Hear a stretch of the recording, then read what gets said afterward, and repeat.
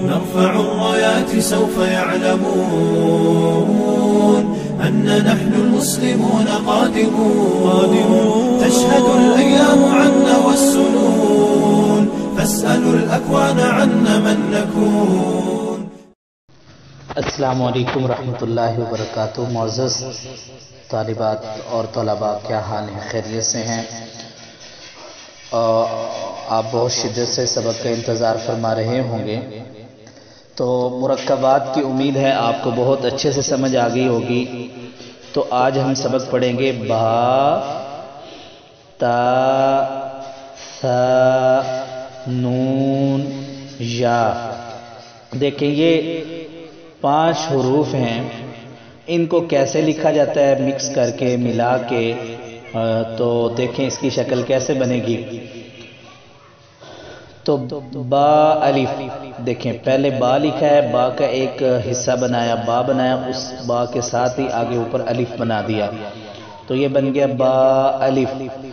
اسی طرح بالکل اسی طرح نون ہے، اس کو بھی آپ دیکھیں، نون الف، تا الف، یا الف، اور اس کے بعد ہے ثا الف.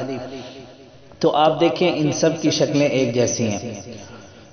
با کا جو شوشہ ہے پہلا بنا کر چھوٹا سا، اس کے ساتھ ہی الف لگا دیں، یا کوئی بھی حروف آپ لگانا چاہتے ہیں.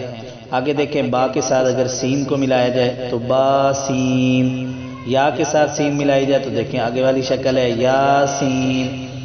اور اگر نون کے ساتھ سین ملایا جائے تو نون سین. اس کے بعد ہے تا سین، پھر ہے ثا سین. تو دیکھیں یہ 5 حروف ہیں. اب ان 5 حروف کو ہم جیم کے ساتھ ملائیں گے، تو جیم کے ساتھ ملائیں گے تو اس کی شکل یوں بنے گی. آپ دیکھیں جیسے لام ہا تھی، ایسے ہی ثا جیم، پھر ہے تا ہا، پھر اس کے بعد ہے نون خو، پھر اس کے بعد ہے یا ہا، پھر ہے با جیم.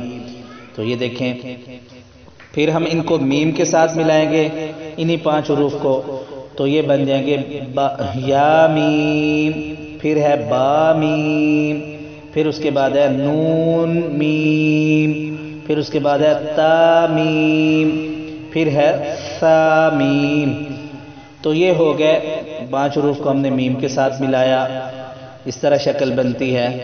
اور آگے اگر با کو یا کے ساتھ ملایا جائے یعنی ان 5 حروف کو، تو پھر کیا شکل بنے گی تو وہ بھی دیکھ لیں. با یا، پھر یا، پھر اس کے بعد ہے نون یا، پھر ہے تا یا، پھر اس کے بعد ہے ثا یا.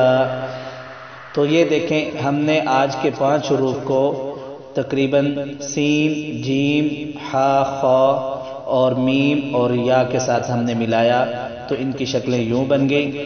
اب دیکھیں آپ نے بچوں کو شکلیں یاد کروانی ہیں حروف کی، تو آپ نے نقطے یاد کروانے ہیں کہ الف خالی، با کے نیچے 1 نقطہ، تا کے اوپر 2 نقطے، ثا کے اوپر 3 نقطے، پھر جیم کے اندر 1 نقطہ، ہا خالی، خا کے اوپر 1 نقطہ.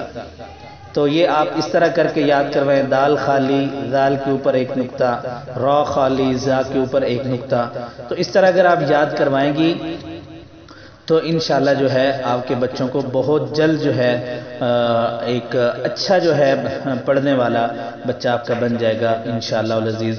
تو آپ بچوں کے اوپر خوب محنت کریں. ہمارا کام سبق بھیجنا ہے اور طریقہ بتانا ہے. آپ نے یہ طریقے جو ہے اپنے بچوں کے اوپر استعمال کر کے بچوں کو ایک اچھا قرآن پاک پڑھنے والا بنانا ہے.